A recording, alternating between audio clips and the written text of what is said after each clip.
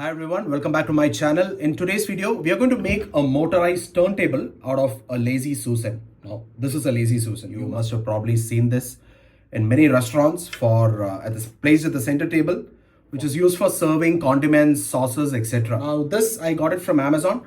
Now, the best quality because I can see that the wooden surface here is not planed enough, but this should be okay for this DIY.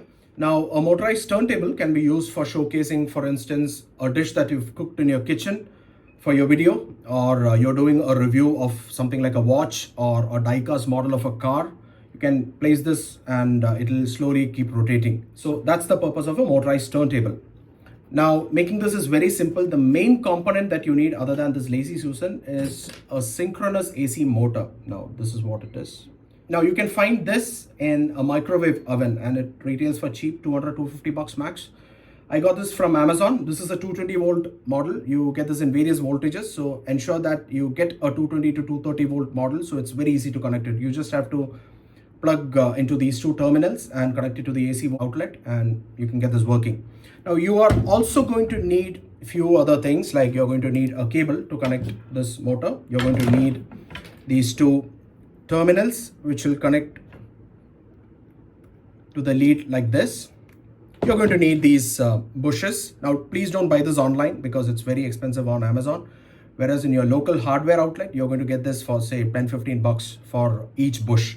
Now this is a furniture bush you will find below the leg of your chair. Let's get to it. First thing, I'm going to have to remove this frame and the base plate. It's screwed. You will have a bearing in between these two parts here.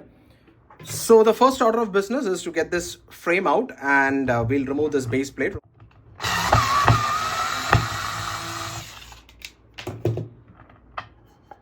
And you have this very simple roller bearing. Okay, now we need to remove this frame here. And you can see that they've used flathead screws, slotted flathead screws, which is a pain to remove.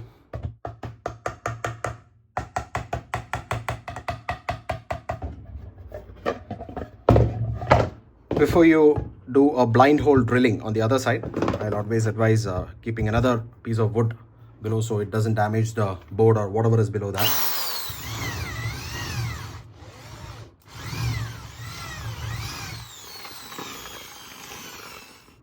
So there you go guys, it sits flush here.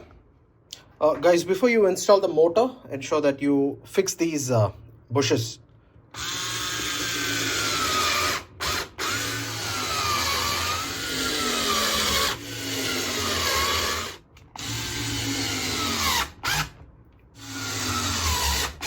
Now the next thing is to get the terminals for the cable.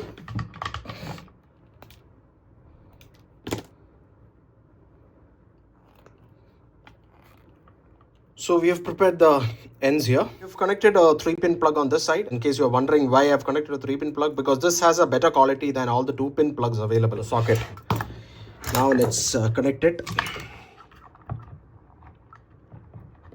Guys, so we have secured this cable using one cable guide here. Now, once you have the motor inserted, what you need to do is you can lay down this track with some grease.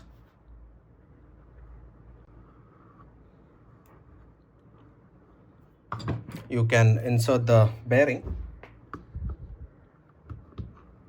Now, what I'm going to do is I'm going to, screw this through this hole here. There's a blind hole that goes through the spindle.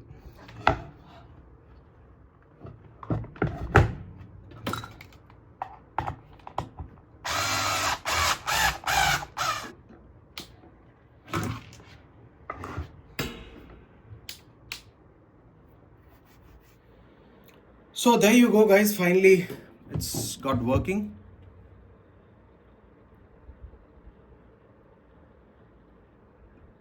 You can showcase whatever you want. In fact, what I would advise is if you want to cover this screw that is there on the center, you can use a laminate sheet which you get from Amazon or somewhere.